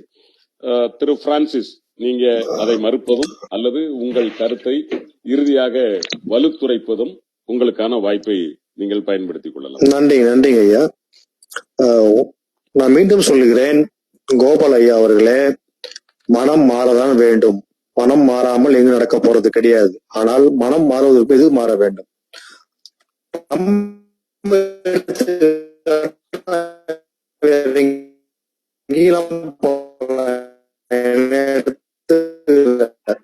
இப்ப நான் ஒரு தனியார் கல்வி கற்று பட்டம் பெற்று பேராசிரியர் ஆனதால் பேராசிரியர் ஆயிடும். இதான் கேள்வி. நீங்க என்ன சொல்றீங்கன்னா, நான் விருப்பப்பட்டேன் நீங்க பேராசிரியர் ஆகும்னு சொல்லிட்டு, அதான் நீங்க பேராசிரியர் ஆயிட்டீங்க அப்படின்னு சொல்ல வரீங்க. நான் அது சொல்ல நான் எடுத்துக்காட்டுக்காக சொல்றேன். நான் படித்து பட்டம் பெற்ற பின்னாடுதான் என்னை பேராசிரியர் என்று நான் சென்ற பின் நீங்க பேராசிரியர் என்று அழைக்கிறீர்கள். அப்ப நான் புற வயத்தில் புறநிலையில் என்னை மாற்றிக்கொண்டேன். அதனால எங்க தாத்தா விவசாயம் செய்தவர். நான் விவசாயம் பண்ணி கொண்டிருந்தாக்கா என்ன நீங்க பேராசிரியர் கூப்பிட்டுருப்பீங்களா? கூப்பிட்டுருக்க மாட்டீங்க. என்னுடைய புற தொழிலை நான் தூக்கி எறிந்து விட்டு இந்த கல்வியை கற்றதன் காரணமாக இன்று நீங்கள் எல்லோரும் என்னை பேராசிரியர் என்று வாய்நறி அழைக்கிறீர்கள். இதுக்கு அடிப்படை காரணம் இங்கு இருக்கக்கூடிய புற சூழல் மாறியதே காரணம் ஒழிய நீங்கள் மனம் மாறியது காரணம் இல்ல. ஆனால் மனமும் மாற வேண்டும். எது முதன்மையானதுன்னு புறநிலை மாற வேண்டும், பொருள் மாற வேண்டும். மாறினால் கட்டாயம் மனங்கள் மாறும். இதுதான் அறிவியல். நாம் பேசுவது என்பது அறிவியல், நீங்கள் பேசுவது என்பது ஆன்மீகம் என்று கூறிக்கொண்டு ஒரே அடையாளங்கள் மாறினால் ஒழிய இங்க இருக்கக்கூடிய சாதி மதவாத பிற்போக்குத்தனங்களை நாம் வென்றெடுக்க முடியாது என்று கூறிக்கொண்டு வாய்ப்பளித்த அனைத்து நல்லுள்ளங்களுக்கும் குறிப்பாக அண்ணன் காரை செல்வராஜ் அவர்களுக்கு மீண்டும் ஒருமை நன்றி கூறி விடைபெறுகிறேன். நன்றி, வணக்கம். நன்றி தோழர் பிரான்சிஸ் அவர்களே. ஏறத்தாழ ஒரு பார்த்து கொண்டிருக்கிற அனைவருக்குமான தகவல்கள் பரிமாறப்பட்டிருக்கிறது. நீங்கள் உங்கள் மனதிற்குள் ஒரு முடிவுக்கு வந்திருப்பீர்கள். அதாவது இருவரின் வாதத்தில் இருந்து நீங்கள் என்ன முடிவிற்கு வந்தீர்கள் என்பதுதான் நாம் பார்க்க வேண்டியது. நாம் அந்த கருத்தை பார்க்கிற போது, அந்த கேள்வியை கேட்கிற போது நாம் மனதிற்குள் ஒரு பதில் இருந்திருக்கும். ஆனால் அந்த பதில்தான் இந்த இடத்தில் நாம் சொல்ல வேண்டுமா என்றால் சொல்ல முடியாது. வாதத்தில் எது வலுத்து நிற்கிறதோ, எது வலுத்ததோ அதுதான் வெற்றியடைய முடியும் என்ற ஒரு இடத்தில், அதாவது சகோதரர் கோபால்ராஜ் அவர்கள் பேசும்போது ஒரு இடத்துல ஒரு இந்த ஆணவ படுகொலை அப்படிங்கிற ஒரு இடத்துக்கு வந்தார். ஆணவ படுகொலை என்பது ஜாதியத்தின் பால் அப்படின்னு பார்த்தோம் அப்படின்னா இரண்டு சாதிகளுக்கு இடையில் மட்டும்தான் அது நடக்கிறதா, ஒரே சாதிக்குள்ளும் நடக்கிறதா இல்லையா என்ற ஒரு பார்வை வருகிறது. அதாவது இந்த ஆணவ படுகொலைகள் நடக்கிற போதெல்லாம் திராவிட இயக்கத்தின் மீது ஒரு கேள்வி கேட்கப்பட்டுக் கொண்டே இருக்கிறது. நீங்கள் ஜாதியத்தை ஒழிக்க வேண்டும் என்றும் நாங்கள் ஒழிக்கிறோம் என்றும் 100 ஆண்டு காலமாக சொல்லிக் கொண்டிருக்கிறீர்களே, இந்த ஆணவ படுகொலை ஒளிந்திருக்கிறதா என்ற ஒரு கேள்வி வருகிறது. இந்த ஆணவ படுகொலை என்பது ஒரு புற நிகழ்ச்சியா அக நிகழ்ச்சியா? அதை பார்க்கும்போது அது ஒரு புற நிகழ்வு. கொலை என்பது ஒரு புற நிகழ்வு. இது எதனால் நடக்கிறது என்று சொன்னால் சாதிய ஆணவம். அது எங்கே இருக்கிறது? மனதிற்குள் இருக்கிறது. அப்படியானால் கொலையை நிறுத்தினால் மனது திருந்துமா, அல்லது மனது திருந்தினால் கொலை நிற்கும் என்ற ஒரு கேள்வி வருகிறது. இப்பொழுது பேராசிரியர் பிரான்சிஸ் அழகா சொல், அதாவது ஒரு கருத்து முதல் வாதம், பொருள் முதல் வாதம். பொருள் முதலில் வந்ததா, கருத்து முதலில் வந்ததா என்ற ஒரு கேள்வி. அதாவது அது ரொம்ப யதார்த்தமான கேள்வி. Idealism, materialism. அரசியலின் எல்லா நாடுகளினுடைய அரசியலும் இந்த இரண்டு வாதத்தின் மீதுதான் கட்டப்பட்டிருக்கும். Idealism and materialism. கருத்து முதல் வாதம், பொருள் முதல் வாதம். கருத்து முதல் வாதம் என்பது வலதுசாரி சிந்தனை அல்லது பழமைவாத சிந்தனை. பொருள் முதல் வாதம் இடதுசாரி சிந்தனை அல்லது நம் பாணியில் வேண்டும் என்றால் நவீன பகுத்தறிவு சிந்தனை. இதுதான். அப்ப இங்க நம்ம இந்த ரெண்டுக்கும் இடையில நிக்கிறோம். அதாவது மெட்டீரியலிசம், ஐடியலிசம். அப்ப நம்ம பார்க்க வேண்டியது எது? இந்த கேள்வியில நம்ம எதை சொல்ல வர்றோம்? இந்த கேள்விக்கு பதில் எது? ஜாதிய கோட்பாடுகளை நாம் நிறுத்த வேண்டும் என்று சொன்னால், நம்ம வெளி அடையாளங்களை நிறுத்திவிட்டால் சாதியம் நின்று விடுமா என்ற ஒரு கேள்விக்கு வருகிற போது பிரான்சிஸ் அவர்கள் அழகாக கேட்டார், அடையாளம் இருப்பதனாலே உங்களுக்கு ஞாபகம் வருகிறது என்று பிரான்சிஸ் அவர்கள் கேள்வி கேட்டார்.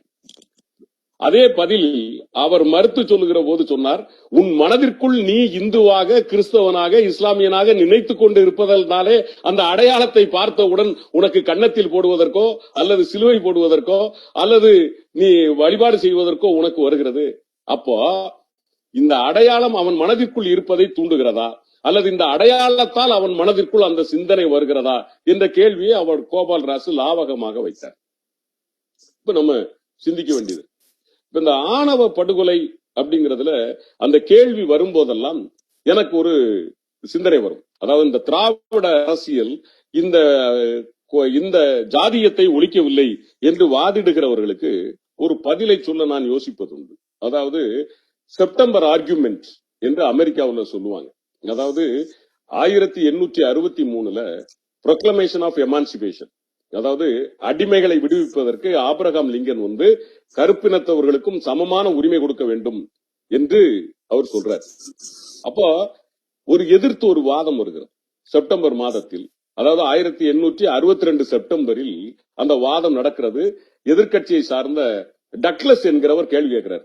அதாவது இப்ப நீ சொல்றத பார்த்தா ஆபிரகாம் லிங்கனை பார்த்து கேட்கிறார், நீங்க சொல்றத பார்த்தா நாங்க நாளையில இருந்து எங்க வெள்ளை இன இளைஞர்கள் எல்லாம் போய் கருப்பின இளைஞர்களை அல்லது யுவதிகளை கல்யாணம் செய்து கொள்ள வேண்டும், திருமணம் செய்து கொண்டு இங்கேயும் இல்லாம அங்கேயும் இல்லாம ஒரு கூட்டத்தை உருவாக்குவதற்கு நீங்கள் தயாராகிறீர்கள். இது நியாயமா என்ற ஒரு கேள்வியை அவர் வைக்கிறார். வைக்கிற போது ஆபிரகாம் லிங்கன் தெளிவாக சொன்னார், நான் ஒரு கல்யாண புரோக்கர் அல்ல, ஒரு திருமண புரோக்கர் அல்ல. இங்கே இருக்கிற வெள்ளை இளைஞர்களை அழைத்து கொண்டு போய் அங்கே யாரெல்லாம் திருமணமாகாமல் இருக்கிறார்களோ கருப்பின பெண்கள் இவர்களுக்கு கைகோர்த்து விடுவதற்கோ அல்லது கருப்பின ஆண்களை இழுத்து கொண்டு வந்து வெள்ளை இன பெண்களை வந்து நான் திருமணம் முடித்து வைப்பதற்கோ I am not a broker of marriage தெளிவாக சொன்னார். அதுவல்ல என்னுடைய நோக்கம். மாறாக அவன் கருப்பாக பிறந்த காரணத்தினாலேயே ஒரு பேருந்திலே பயணம் செய்கிற போது உன்னை கண்டால் அவன் எழுந்து விட வேண்டும், அவன் உட்காருவதற்கு அவனுக்கு உரிமை கிடையாது என்று நீங்கள் உரிமை மறுக்கிறீர்கள், ஒரு சமூக உரிமை மறுக்கிறீர்கள். அதை போல அவன் ஒருவன் படித்திருந்தால் கூட உங்களை போல ஒரு வழக்கறிஞராகவோ வழக்குரைஞராகவோ அவனால் பணியாற்ற முடியவில்லை, அவன் உங்களுக்கு கீழே இருக்கிறான். இப்படி அவன் தகுதி படைத்தவனாக இருந்தாலும், மனிதனாக தகுதி படைத்தவனாக இருந்தாலும் உங்களுக்கான சமத்துவத்தை நீங்கள் அவனுக்கு கொடுக்க மறுக்கிறீர்கள். என்னுடைய நோக்கம் வெள்ளைக்கார இளைஞர்கள் எல்லாம் கருப்பின பெண்களை கட்டிக்கொள்ள வேண்டும் அல்லது கருப்பின இளைஞர்கள் எல்லாம் வெள்ளையின பெண்களை திருமணம் செய்து கொள்ள வேண்டும் என்பதல்ல என்னுடைய நோக்கம்.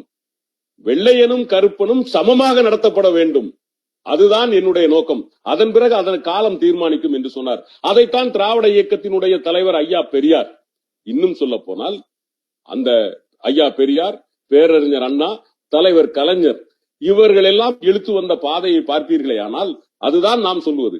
அதாவது தாழ்த்தப்பட்டவன், பிற்படுத்தப்பட்டவன், மிகவும் பிற்படுத்தப்பட்டவன் எல்லாம் சமூகத்தில் சமமாக நடத்தப்படாமல் இருக்கிறார்கள், அந்நியப்படுத்தப்பட்டிருக்கிறார்கள், அசிங்கப்படுத்தப்பட்டிருக்கிறார்கள். இதற்கு காரணம் என்ன? இவர்களுக்கான அந்த சமூக நிலைப்பாடு, சோசியல் ஸ்டேட்டஸ் என்று சொல்லுகிறோம் அல்லவா, அது நிலை தாழ்ந்து கிடப்பதனால் தானே இவர்களை வந்து இவர்கள் மேலும் கீழுமாக பார்க்கிறார்கள். அப்படியானால் இவர்களை நாம் உரிமைகளின்பால், சமூகத்தில் சமூக உரிமைகளின்பால், பொருளாதாரத்தின்பால் சமமாக இழுத்து வந்து விட்டோம் என்று சொன்னால் ஒரு கட்டத்தில் இந்த ஜாதியம் தானாக நின்றுவிடும். உதாரணமாக நான் இன்றைக்கு சொல்லுகிறேன் ஒரு புள்ளி விவரம். அந்த புள்ளி விவரத்துல என்ன அப்படின்னா, அமெரிக்காவில் இருக்கக்கூடிய தாழ்த்தப்பட்ட இன இளைஞர்களை அதிகமாக உயர்த்த இனத்தை சார்ந்த நாம் கருதி கொண்டிருக்கிற, அதாவது உயர் ஜாதி பெண்கள் தான் அதிகமாக திருமணம் செய்திருக்கிறார். இது எப்படி நடந்தது? ஒரு புள்ளி விவரம், ஒரு சமூக மாற்றத்திற்கான ஒரு புள்ளி விவரம் என்ன சொல்லுது அப்படின்னா, பொருளாதாரத்தால் அது தன் படிப்பால் உயர்ந்து அமெரிக்கா போன்ற வெளிநாடுகளில் இருக்கிற இளைஞர்களுக்கு அதிகமான மெட்ரிமோனியல் அப்படிங்கறதுல தன் விவர பட்டியல் சொல்றோம் பாருங்க, பயோடேட்டா அதிகமா யாருடைய பயோடேட்டா போகுது அப்படின்னா உயர் ஜாதி பெண்களினுடைய பயோடேட்டா போகுது அப்படின்னு சொல்லி ஒரு புள்ளி விவரம் சொல்லுது. அப்ப இது எப்படி நடக்குது? இதுக்கு என்ன காரணம்? அதைத்தான் பெரியார் சொன்னார். நான் போடுறது விதை, நான் எதையும் யாரையும் இழுத்துக்கிட்டு போய் நான் நிப்பாட்ட விரும்பல, ஆனால் அவனும் சக மனிதன், உரிமையை நீ கொடுப்பாயே ஆனால் அந்த சக மனிதனும் வளர்ந்து வருகிற போது சமூகத்தில் ஒரு அந்தஸ்துக்கு நிற்கிற போது இவர்கள் இருவரும் ஒன்றாக பார்க்கப்படுவார்கள், ஒருவரில் ஒருவர் தாழ்ந்தவர் இல்லை என்ற ஒரு சூழல் வரும். அந்த சூழல் ஒரு நூற்றாண்டில் வந்துவிட முடியாது. 2000-3000 ஆண்டுகளாக மனிதனுக்குள், இன்னும் சொல்ல போனால் மிக அழுத்தமாக ஒரு 600 ஆண்டு காலம் வட இந்திய பிராமணிய மதங்கள் இங்கு வந்த பிறகு ஏற்பட்ட இந்த 600 ஆண்டு கால அழுத்தத்தை நான் உடைக்க வேண்டும் என்று சொன்னால் ஒரு நூற்றாண்டில் உடைத்து விட முடியாது. எனவே இன்னும் காலங்கள் போகும். ஆனால் நாம் நினைத்ததை விட வேகமாக இன்றைக்கு சாதித்திருக்கிறோம். அதைத்தான் பிரான்சிஸ் சுட்டிக்காட்டினார். உத்தரப்பிரதேசத்தில் ஒரு கொலை நடக்கிறது, கற்பழித்து கொலை செய்யப்படுகிறாள். அதற்கு அங்கு பொங்கி எழுபவர்களை விட இங்கே ஒரு கொலை நடக்கிற போது நிச்சயமாக எல்லோரும் கேள்வி கேட்கிறார்கள், இந்த ஆணவ படுகொலையை தண்டிக்கிறார்கள். சில பேர், ஒரு சில, எங்கேயுமே எந்த சமூகத்திலுமே நீங்கள் 100% மாற்றத்தை உருவாக்கிவிட முடியாது. அப்படி பார்க்கிற போது இந்த இடத்தில் ஆணவ படுகொலைகள் நடப்பதற்கான காரணங்களை நாம் குறைத்திருக்கிறோம். ஒரு கட்டத்தில், இன்றைக்கும் சொல்லுகிறேன், ஆணவ படுகொலையை கேள்வி கேட்டதனால் ஞாபகத்தில் வருவதை சொல்லுகிறேன். ஒரு கட்டத்தில் ஒரு ஜாதிக்குள்ளேயே, அதாவது பிரிவினைக்குள் ஒரு பிரிவுக்குள் கொடுக்க மாட்டார்கள். முக்குலத்தில் தேவர் கள்ளருக்கு கொடுக்க மாட்டாங்க, கள்ளர் அகமுடையாருக்கு கொடுக்க மாட்டாங்க. எஸ்சியில பள்ளர் பறையருக்கு கொடுக்க மாட்டாங்க, பறையர் அருந்ததியருக்கு கொடுக்க மாட்டாங்க. அதே மாதிரி நம்ம நாயுடுகள் அப்படின்னா கம்மா நாயுடு, கவரா நாயுடு என்று நாயுடுகளுக்குள் இருக்கும். ஏன் பிராமணர்களில் கூட பல 17 வகையான பிராமணர்கள் இருக்கிறார்கள். ஒருவருக்கு ஒருவர் கொடுத்து வாங்கியதில்லை. ஆனால் இன்றைக்கு சமூகம் எங்கே வளர்ந்திருக்கிறது என்று நீங்கள் பார்ப்பீர்களே, ஆனால் எந்த இடத்திற்கு வந்திருக்கிறது? இன்னைக்கு மெட்ரிமோனியல் இருக்கிறது. தமிழ்நாடு சென்னையிலே பல மெட்ரிமோனியல் ஜாதி மறுப்பு திருமணங்களுக்கான மெட்ரிமோனியலாக இருக்கிறது, திருமண நிலையங்களாக இருக்கிறது. அப்படியானால் ஒரு மாற்றம் வந்திருக்கிறது. அதாவது தன் சார்பிலேயே ஒருவரை ஒருவர் பிரிவினை பார்த்து கொண்டிருந்த காலை போய் இந்த ஒரு நூற்றாண்டுக்குள் ஜாதி எங்களுக்கு விருப்பமில்லை, எந்த ஜாதியாக இருந்தாலும் பரவாயில்லை, ஜாதி மாறி அல்லது ஜாதியை பார்க்காமல் திருமணம் செய்து கொள்வதற்கு திருமண நிலையங்கள் உருவாகி இருக்கிறது. இது ஒருபடி வெற்றி. அப்படி பார்க்கிற போது நாம் இது மனத்தில் வந்த வெற்றியா அல்லது புறத்தில் வந்த வெற்றியா என்று பார்க்கிற போது எனக்கு தெரிந்து ஒரு மனிதனினுடைய தனி மனிதனுடைய ஸ்டேட் என்கிற ஒரு புற அடையாளம் மாறுகிறது. புற அடையாளம் மாறுகிற போது அந்த அடையாளத்தை பார்க்கிற ஒருவன் தன்னுடைய மனதை மாற்றிக்கொள்கிறான். அப்படியானால் அடையாளங்கள் மாற்றப்பட்டால் மனது மாறுமா என்று கேட்கிற கேள்வியும் இங்கு இன்னொரு பக்கம் நாம் பார்க்க வேண்டியது இருக்கிறது. என்ன, இந்த அடையாளங்களை மாற்றியதால் மட்டுமே ஒருவன் மனதிற்குள் மாற்றம் ஏற்பட்டு விட்டதா? இவர்கள் இணைந்தவர்கள் எல்லாம் ஒன்றாக இருக்கிறார்களா? இந்த கேள்வியும் வருகிறது. அப்படி பார்க்கிற போது சகோதரர் பிரான்சிஸ் சொன்னதை போல அடையாளங்கள் உங்களுக்கு ஞாபகப்படுத்துகிறது. சகோதரர் கோபால் ராசு சொன்னதை போல இந்த அடையாளங்கள் எதை ஞாபகப்படுத்துகிறது? உங்கள் மனதிற்குள் இருக்கிற அழுக்கு இருக்கிற காரணத்தினால் தான் அதை நீங்கள் பார்க்க முடிகிறது. அவருடைய வாதத்தினுடைய பொருட்டை நான் இப்பொழுது இப்படி பார்க்கிறேன். ஒருவன் இந்து, அப்ப ஆலயத்தை தாண்டி போகிறான், அவன் அதை பற்றி கவலைப்படுவதில்லை. அல்லது ஒரு மசூதியை தாண்டி போகிறான், அவனுக்கு அங்கே எந்த சலனமும் ஏற்படுவதில்லை. ஆனால் இந்து கோயிலை பார்க்கிற போது அவன் தலையிலே கொட்டிக் கொள்கிறான் அல்லது தோப்பு கரணம் போடுகிறான். அதே போல ஒரு கிறிஸ்தவன் ஒரு இந்து கோயிலை தாண்டி போகிற போது எந்த சலனமும் இல்லை, அல்லது ஒரு மசூதியை தாண்டி போகிற போது எந்த சலனமும் இல்லை. மாறாக ஒரு கோயிலை ஒரு சர்ச்சை பார்க்கிற போது, தேவாலயத்தை பார்க்கிற போது அவன் சிலுவையை போட்டுக் கொள்கிறான். அப்படியானால் இந்த அடையாளம் அவனுக்கு ஞாபகப்படுத்துவதாக இருக்கலாம், ஆனால் மனதிற்குள் அவனுக்கு அந்த அழுக்கு இருந்து கொண்டே இருக்கிறது. ஆனால் எந்த ஜாதியையும் எந்த மதத்தையும் நினைத்து பார்க்காத ஒரு மனிதன் எந்த ஒரு கோயில் வந்தாலும் சரி, மசூதி வந்தாலும் சரி, அல்லது தேவாலயங்கள் வந்தாலும் சரி, அவர்கள் அதை பற்றி கவலைப்படுவதே இல்லை. ஏனென்றால் அவர்கள் மனதிற்குள் மனிதம் மட்டுமே குடியிருக்கிறது. அப்படி பார்க்கிற போது அவர்களை தவிர்த்து விட்டால் இந்த இயல்புகள் நீங்கி விடுமா அல்லது இந்த பிற்போக்குகள் நீங்கி விடுமா என்று நாம் முழுமையான ஒரு முடிவுக்கு வர முடியாது. ஆனால் மனதிற்குள்ளான அந்த மாற்றங்கள் வந்துவிட்டால் நிச்சயமாக இந்த அடையாளங்கள் அவர்களை சலனப்படுத்தாது. அப்படி பார்க்கிற போது மனதிற்குள் மாற்றம் ஏற்பட்டால் ஒழிய இந்த அடையாளங்கள் அவர்களுக்குள் சலனத்தை ஏற்படுத்த முடியாது. எனவே நான் இவர்கள் இருவரினுடைய வாதத்தில் இருந்து ஒரு முடிவுக்கு வருவதென்றால், மனதிற்குள் மாற்றம் வந்தால் ஒழிய மாற்றங்களை தந்துவிட முடியாது. எனவே மனதின் மாற்றமே இந்த பிற்போக்கு சக்திகளை நாம் தவிர்ப்பதற்கு மனதின் மாற்றமே தேவை என்று நான் தீர்ப்பளித்து கேட்ட அனைவருக்கும் இந்த நேரத்தில் இந்த மனமார்ந்த நன்றியை தெரிவித்துக் கொள்வதோடு, இந்த விவாத களத்தில் கலந்துரையாடுவதற்கு அல்லது கருத்துரை ஆடுவதற்கு எனக்கு வாய்ப்பளித்த அண்ணன் காரை செல்வராஜ் உள்ளிட்ட மதிமுக கழக உடன்பிறப்புகளுக்கு என்னுடைய மனமார்ந்த நன்றியை தெரிவித்துக் கொள்வதோடு, மாவட்டத்தின் கோபால்ராஜ் அவர்களுக்கும் தம்பி சகோதரர் பிரான்சிஸ் அவர்களுக்கும், தும்பா பிரான்சிஸ் பேராசிரியர் அவர்களுக்கும் உங்களுடைய வாதங்கள் நிறைவாக புதிய பார்வைகளை விதைத்திருக்கிறது. நிச்சயமாக மீண்டும் இன்னும் பல தூரங்கள் நாம் நடந்து செல்ல வேண்டியது இருக்கிறது.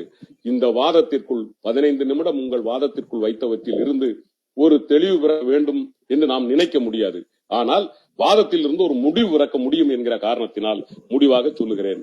மனதின் மாற்றமே சமூகத்தின் மாற்றம், சமூகத்தின் மாற்றமே அரசியல் மாற்றம், அரசியல் மாற்றமே தமிழகத்தின் மாற்றம்.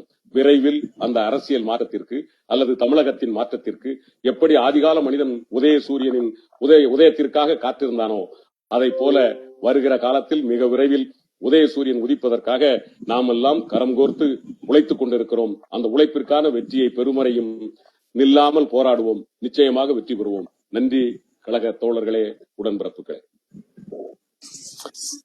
நன்றி நன்றி நன்றிங்க ஐயா.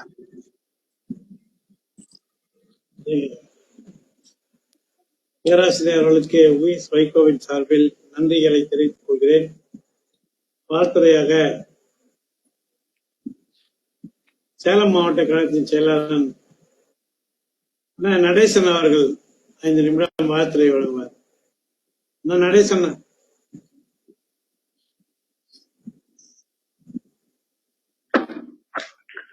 வணக்கம். கேக்குதுங்கண்ணா. இந்த நிகழ்வில் கலந்து கொள்ள வேண்டும் என்கின்ற ஆர்வத்தோடு வேகமாக வந்து சரியாக ஆரம்பிக்கிற நேரத்திலே நான் கலந்து கொண்டேன். எப்பொழுதுமே